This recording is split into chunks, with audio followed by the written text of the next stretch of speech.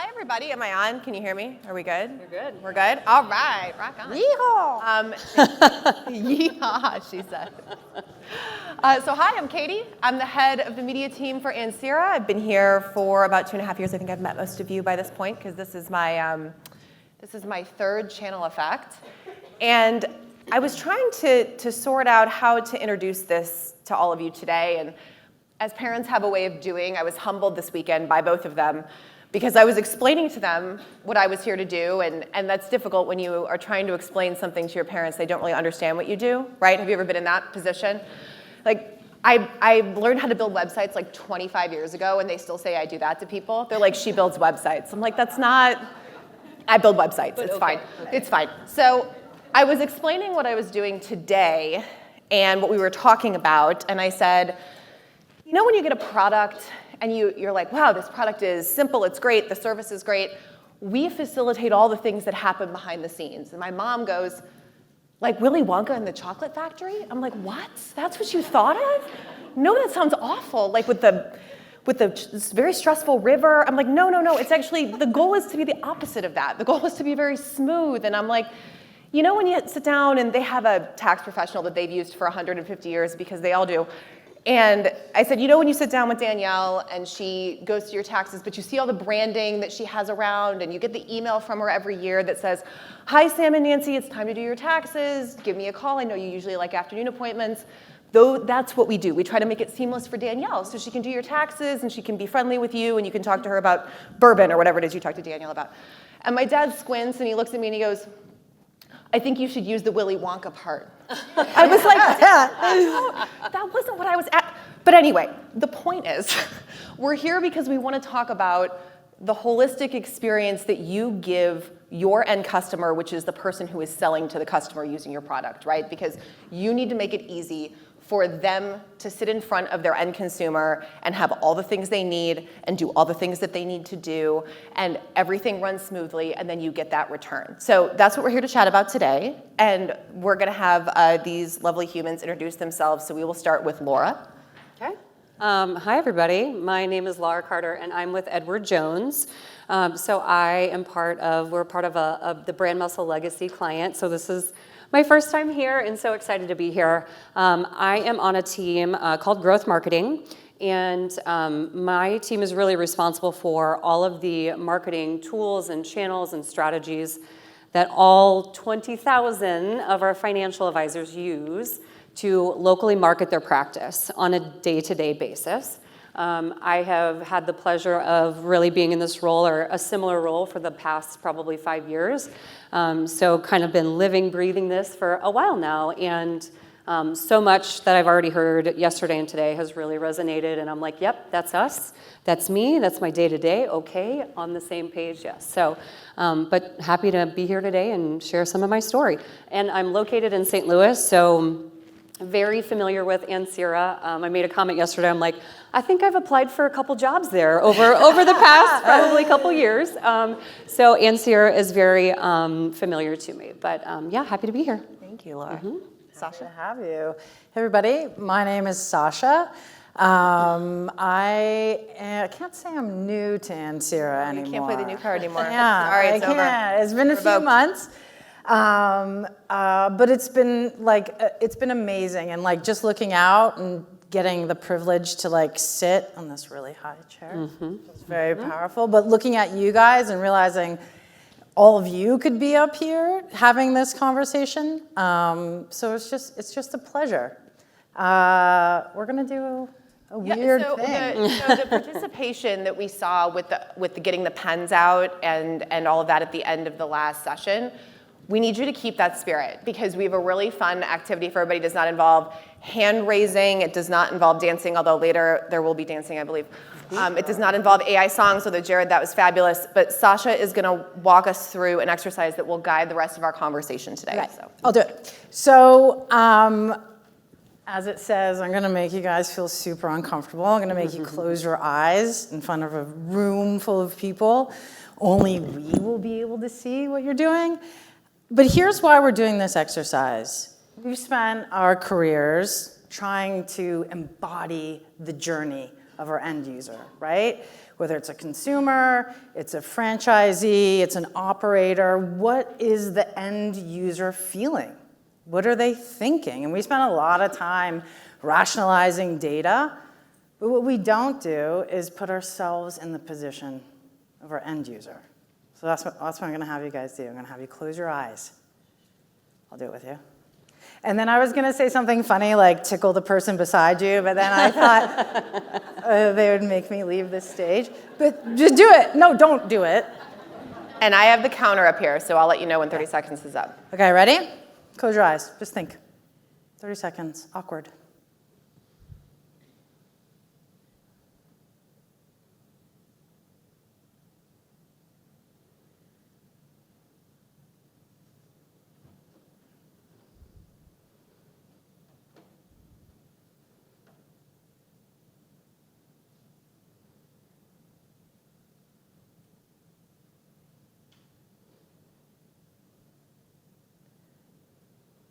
Okay, your 30 seconds is up. You may open your eyes. Please take out your phones.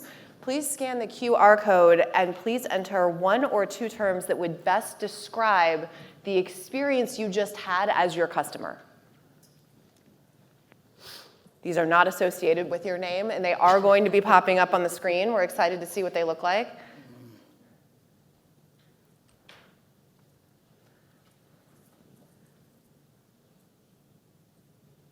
We also know if you're not participating because no words pop up on the screen. Yeah, come on, you Hey, guys. I should have brought my phone up here, I guess.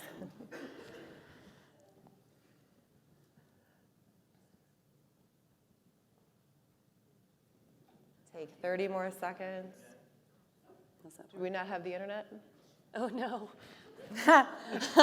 No, internet. Okay, so what are words? What are words? Yeah, what are your words? Here's my word for my end user. They're busy. They're busy. And so I'm thinking about how I'm trying to populate the content that they need. I'm thinking about what's brand compliant. I'm thinking about incent funds, right? But my end user is just a person, right? What is their day like? What are they experiencing? Oh. Oh, great. Oh! There it goes. Woo! Now we should dance. Yeah. Now we're gonna dance. Technology works. Look You at manifested it. Well done. Okay. While we're taking this in, Laura, why don't you give us your word as well? Oh, so I have so many words. I would say, so I kind of agree. One of mine is overwhelmed. And busy, I think, is a great one as well. In client focus. So when I think about my client experience, I'm really thinking about the financial advisors, our client support team members as well. Like that is my client, that's my team's client. And yeah, they are busy, they are overwhelmed, they are focusing on their clients. They don't necessarily have the time to focus on marketing and the overall experience and social media and all the things. So when we're talking about these, you both said busy, and we see busy here, and I see overwhelmed, and I see complex. And then I also see something like personalized. So I think that's really interesting because that often creates the opposite of what we're going for. It's now we have lots of different experiences. What would the two of you, and we can start with Laura, what would you say would incentivize a busy human to go into a platform that helps motivate and facilitate their business? I would say probably the top thing is knowing that it works. That what they are going to do, what they're going to spend their time on, their very precious time, they want to know that it works and like truly what they're going to get out of it or what their clients or prospective clients are going to get out of it. If they don't know that and they don't have faith that them spending their time on it is going to result in anything, holy smokes, I mean, you're never going to win that battle. So we spend so much of our time trying to really analyze the data, the insights, the trends, talk to our branches. I mean, that's a huge part of my role. My team's role is to really get into the day-to-day and understand from their perspective. I mean, we have advisors literally all across the US and up in Canada, and just imagine how different and unique all their needs are. we have to show them and say, okay, advisor in Southern California, we know this works for you. Come and do this, trust us, look at this data, look at these recommendations, and know that this is going to be worth your time. So I'm picking up on, you said, come trust us. Was there a trust issue with the experience when you first started at Edward Jones? Oh gosh, that's a loaded question. I wouldn't say necessarily an issue, but historically, and this is going back, so Edward Jones is 103 years old, so pretty long-standing company. For the longest time, our financial advisors were pretty solely on their own to grow their business. I mean, the home office didn't necessarily support them in that way from a marketing perspective. So that switch, which in all reality we made not too long ago, it just was new. It wasn't not necessarily that there was a distrust. We just had to earn their trust and show them like, hey, we're trying to support you. We're trying to take some of this off of your shoulders, off your plate, so you can focus on like building your client trust. That's their side of the trust. Let us take some of this off your plate, and but it's hard. It's a hard. I mean, as everybody knows, like you have to earn trust, and it takes time. It's not an overnight thing. So it's something that we've been working on for, I mean, ever since I've been at Edward Jones, which has been about 6.5 years, and we will never stop working on that. Okay. Sasha, how does that tie into the past experiences that you've had? You've been all over the client's face. I've had the privilege of being a client and having agencies work on my behalf to try and promote my business. I just need to plug Laura real quick. Do you know what the engagement rate is with the FAs, the financial advisors? What % of people do you think are engaged in the platform? Can you say it? 100%. 100, right? 100%. Nothing I say is gonna like beat that. 100% engagement, right? So when I think about like the words that are on the screen, overwhelmed, busy, you're right. Like the goal is to take friction out of the system.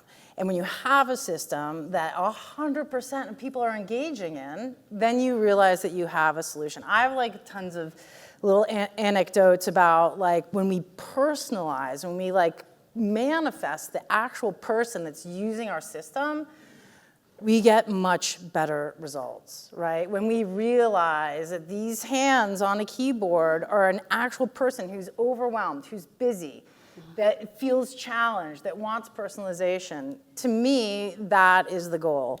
So I'll save my anecdote until later, maybe when there's dancing and some get down. But I think I challenge all of you guys to think like, what is the person who's using the platform really about, right?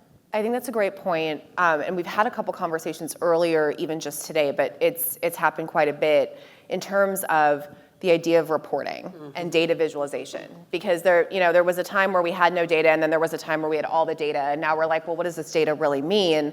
And what's really helpful is when you can have a full readout of the data given to the end user so that they're not analyzing it themselves, they just know, what does this mean to me? Like that's the bottom line, right? What does this mean to me? And from a media perspective, it was really interesting, almost paralysis by analysis type of situation the last 5 years, because we can get data on everything. And you're like, okay, but great, how is that helpful? Like if I'm actually looking at this, what does this mean for my business? How can I use this as an actionable item?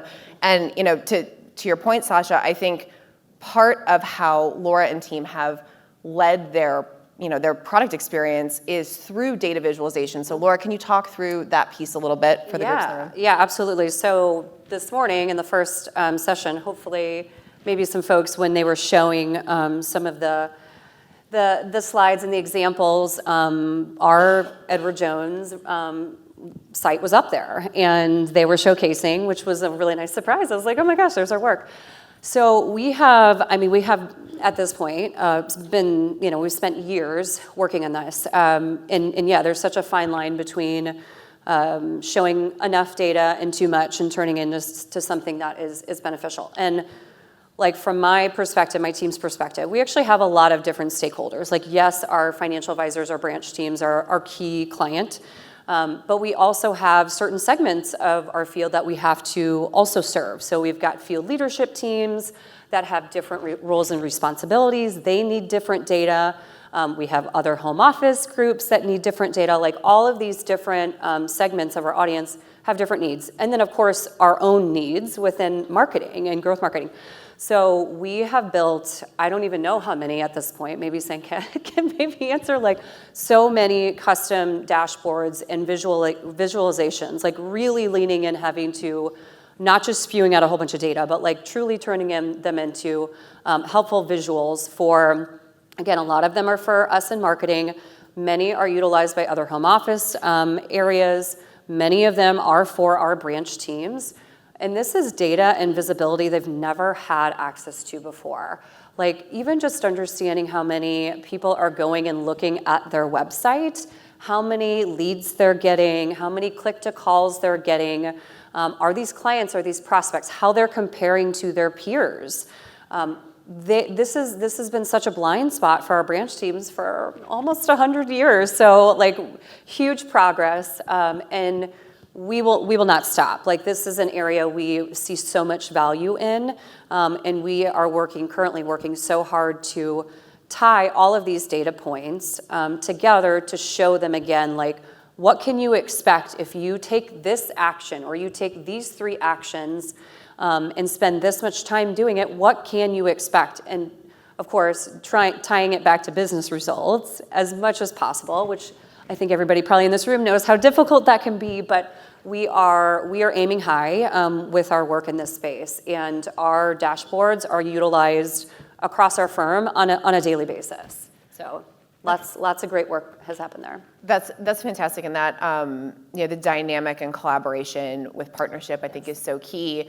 And when we're working with a partner, whether it's on media or whether it's on analytics and data visualization or whether it's on loyalty, having the trust between the partners I think is most key.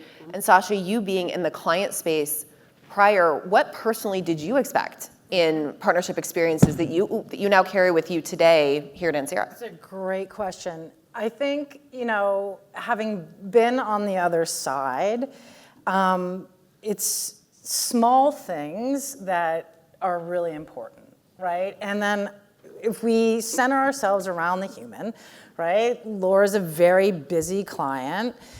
I need to be responsive, right? So part of what I found in being back on the agency side is like I just wanted to cure all the evils that were from my past agency experience, right? Like I just wanted to be good at being a partner because I realized there was nothing more beneficial than just having someone that I can call.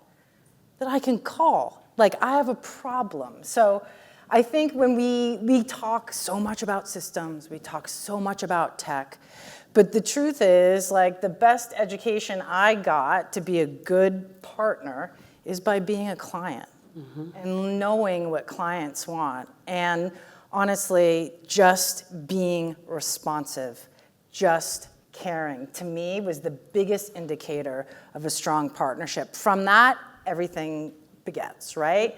To your point. Trust. I just want trust. And so it's our goal to deliver a holistic experience to you guys where we can be a trusted partner to bring it all to life, regardless of the channel, regardless of the end user. But we talk about a holistic experience, right? Like it comes from the Greek word holos, right? And it just means She says that like we all knew that. Like we're like, yes. Oh, yep, sure. Yes, Okay. Holos. But the truth is, it's about this interconnected nature of all of us, right? What holistic means is an understanding that everything is multifaceted, but it's all connected, right? And so I think when we look at examples of holistic experience, yes, it's the service that we give the client, it's the thought leadership, but it's also the ability to just cascade one idea, one single brand idea across all channels, because we're consumers. We see that. We know when a story is being told to us. And I think understanding the holistic nature of what we do is the best way to deliver trust for a client. So you made a really interesting point in that you were kind of forced to see the other side when you became the client. Yeah. And now you're like, I know what it's like on the other side. How much time, Laura, did you spend in the shoes of your customer user while you were going through the experience of kind of retooling what your platform looked like? A lot, and it really hasn't stopped. So, of course, definitely didn't have the capacity to meet with all of our financial advisors. That would be impossible. But when we first stood up or started down the path 5 years ago of standing up what we call the Marketing Hub, I spent a lot of time holding focus groups, and not like your formal focus groups, just informal conversations with small groups of financial advisors, our client support team members, and just let them talk. Like, I didn't do very much talking. I did a lot of listening and just let them share their experiences. And I went and visited many branches as well. I attended, so we have a lot of what we call regional meetings, and I attended a handful of them in person. And again, just like listened, observed, because yes, there's so much uniqueness across all of our financial advisors and our branch teams, but they also have a lot of the same needs or very similar needs. And again, they're all busy and they all are kind of in the same type of position that we are trying to solve for. So yes, like really in depth, like immersed myself. And again, honestly, that work, my role, my team's role in supporting our branches on a day-to-day basis, honestly, has only increased since then. We've never stopped listening. We will always listen to them. And I think it's a big part of our success. It's just truly like giving them a chance to share their experience, their needs, their wants, what do they like, what do they not like, and then figuring out how we can help. Perfect. So if you are, it sounds like, experiencing what your customers are using on a daily basis, and you feel like this isn't what I was hoping for, or we need to improve. We'll start with you, Laura, because you're on a great roll, and then we'll go to Sasha. What are the 2 things that you would recommend people do first? 2 things. Again, like I think one of the challenging parts of what we do is, so our advisors, like they are sitting in their branch office and they have all kinds of like fancy systems and tools and things that they use on a daily basis. Like I don't have any exposure to that on my day-to-day basis. Like I legit don't have access to most of the systems. So I have gone and sat in a branch and literally sat like from beginning to end. And thankfully, so many of our advisors are so willing to do that. And I mean, I've sat in client meetings and experienced the financial advisor perspective of a client appointment, and then also the client experience of that client appointment. I also am an actual client of Edward Jones, so I thankfully have that perspective as a true client. So that's number 1, for sure. Just like truly, if you can physically sit in their shoes, if you can't, understand. Thankfully, we've got all kinds of virtual tools that will allow us to do that via Zoom and all those things. And again, just listen. I think I don't think I can say that enough. Just listen. I feel like so many times in the marketing space, like we are the ones going out there and talking and telling and talking at and making recommendations and saying, you need to do this, you need to do that. Why aren't you doing this? Why aren't you doing that? But in all reality, they should be the ones talking. We should be the ones listening. So encourage that as much as possible. Perfect. Sasha, what about you? I think that's so interesting. Actually, I never thought of it that way. Like as marketing professionals, we're constantly like putting out. Yeah. Right? Like we're the ones that are proactively communicating. We're the ones that are sharing the ideas. But I think what you said, and it should show up here, is listening. Mm-hmm. It's so simple, but I think like part of this reminder is that like, yeah, we work in technology. Yes, we're about driving revenue for you. But the truth is we're dealing with humans one-on-one. So I think this idea of listening, I tell Kelly this all the time, like active listening, listening with intent. When I have an agency that listens. I know. I don't know why they gave us, between you and I, it's really difficult. Awful. Yeah, the hand talking is. Hand talking, yeah. Exactly. We're going to hand talk with our clients and make it human. But no, I think active listening, to me, that is the most important thing, like listening with intention. Perfect. Perfect. And I will tell you I'll jump in to here from the media side too. One of the best conversations, most productive conversations I've had with the team that was working with a media client that was struggling with, they weren't sure how to explain, what packages for their local teams to order. And I said, well, let's walk through what they're seeing and let's take a look at what that is. And what we realized is there wasn't we'll call it agent terms. It wasn't an agent, but we'll use the term. It wasn't in agent terms what they were actually trying to accomplish from a business perspective. It was what they're getting from a media perspective. It was what the KPIs should be, and they're like, I don't even know what a KPI is. It was what they should see from an average performance standpoint, but it wasn't in their terms.